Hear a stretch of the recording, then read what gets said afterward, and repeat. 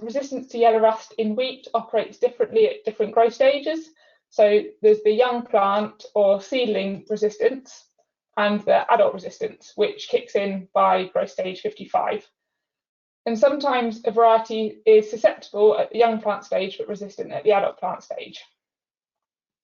So at the moment, the RL ratings are based only on adult plant data for yellow rust. So that's all the data that's collected after growth stage 55. But farmers and agronomists are having to make spray decisions throughout the young plant stage up until T2. So resistance at this stage is just as important for them. So that's why for the first time this year, we've included an extra line in the RL disease ratings. Here you can see the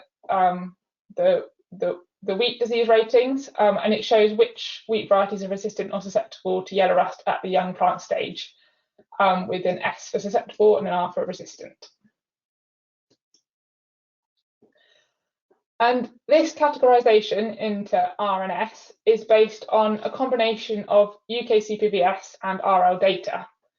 So this table shows the UKCPVS data with the variety, RL, adult plant resistance, so the main RL rating in the previous year and the current year, and then also the seedling stage resistance for both years.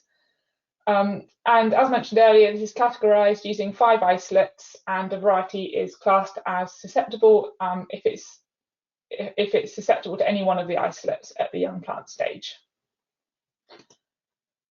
But because isolates used for testing are a subset of the population, actual field performance might vary if there's other isolates out in the field not captured by the UKCPVS.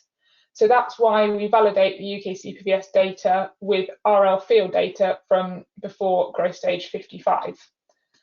And you can see here, I've removed the variety names in the data, but this shows the 4 trials that we got data from in the RL in 2022 from before growth stage 55. Oh, have you lost my screen? No. So yeah, on the right here, we can see the resistance or susceptible categorisation from the UKCPVS.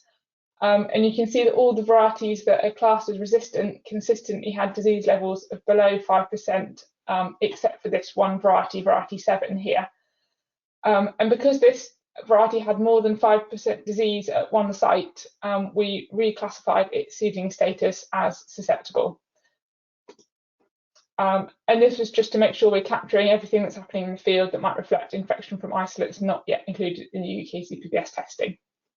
So that's how we put that table together, and we'll plan to include that next year as well.